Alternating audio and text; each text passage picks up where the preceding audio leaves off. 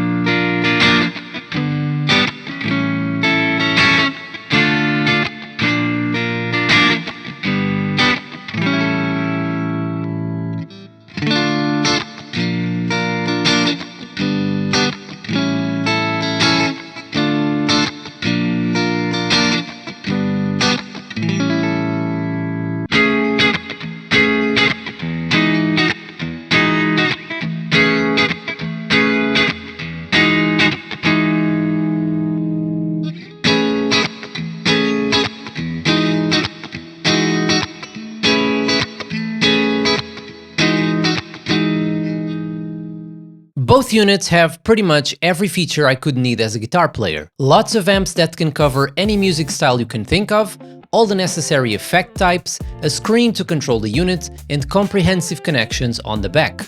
But there are some major differences that help separate these units. The GX-1 includes a very high-quality expression pedal, which is not present in the GT-1000 core. These can be used as a volume pedal, a wah, a pitch shifter, or for a bunch of different controls. In its stock settings, the expression pedal activates the tuner when pulled back, which is something I found very useful.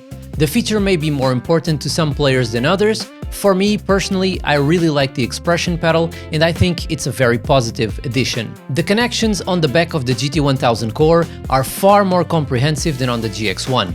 The GX-1 has all the essentials: an input, a duo of outputs for stereo, a headphone jack, USB and an additional expression pedal input. The GT-1000 core has all these connections but also has 2 send and returns, 2 expression pedal inputs and MIDI in and out connections, which makes it a more complete platform, especially for integrating with other pedals. When it comes to screens, the one on the GT-1000 is far larger, has better viewing angles and has a stronger backlight. But the screen on the GX-1 is a modern color screen, while the one on the GT-1000 core is an old school black and white calculator screen, which makes the one on the GX-1 far more readable and easy to understand at a glance. There are some big differences between these units when it comes to both DSP and the UI, but we'll discuss those later in the video. To recap, both units have all the necessary features for a complete guitar modeler, but the GT-1000 core is a more complete unit when it comes to integrating with other units. The GX-1 includes a great expression pedal and is far more simplistic in its approach to connections and to the layout of the buttons. The GX-1 feels like a simpler and more modern unit, while the GT-1000 core feels more professional, but also more difficult to use.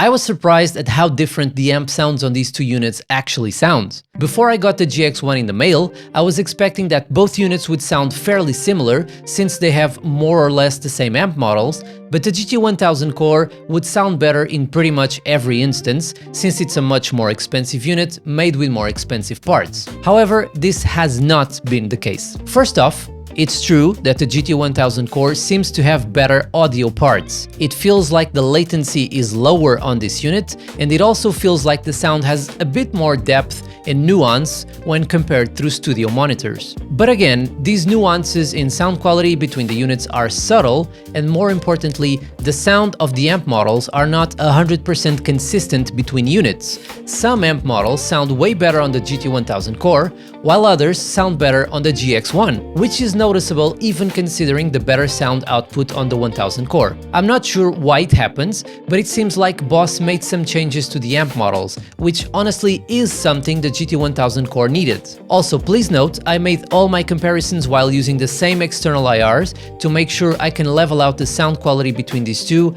as much as possible. Another notable difference is that there's less amp models on the GX-1. While all the main ones are on both units, the GT-1000 has a few more models, and it also has bass amps and effects, which unfortunately are not present in the GX-1. In terms of effects, both units are pretty similar, but there's a few more effect types on the GT-1000 core, and there's far more parameters that can be changed for each effect, which actually makes a noticeable difference in how much you can customize your effects. The GX-1 takes a more simplistic approach, where you can edit only 2 or 3 parameters per effect, which is probably a limitation introduced by its smaller DSP capacities. And finally, I really like the amp models on these units, but they can be improved with external IRs.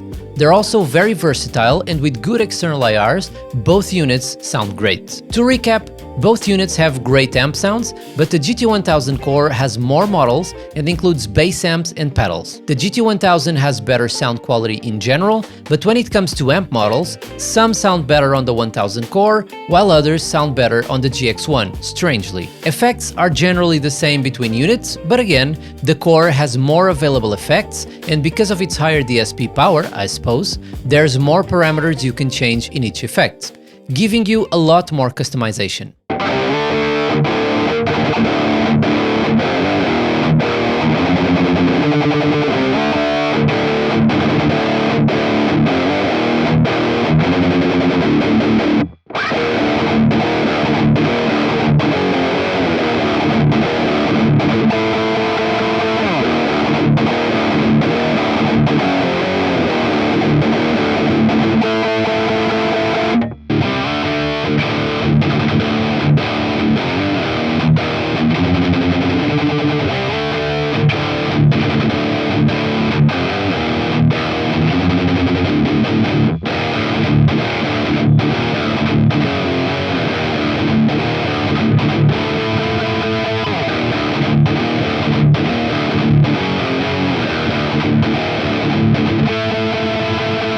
These two pedals are very similar in a lot of ways, but UI is where the biggest differences are visible. For a long time, guitarists have complained that Boss modelers are difficult to use, and I would pretty much agree with that sentiment, having used the GT-1000 core for a few years. And that's where the GX-1, in my opinion, saves the day. The UI on this unit has been revamped from the ground up, and is now, in my opinion, one of the best UIs on any modeler I've tested so far. There's no touchscreen, and no need for any apps or computer programs. The menus are simple, and you can achieve pretty much everything from the unit itself, except transferring external IRs into the unit. The GT-1000 core is a much more complicated unit where menu diving is extremely necessary, and even some of the more basic functionality is hard to understand. Fortunately, Boss listened to the feedback and made the GX-1 very easy to use and understand.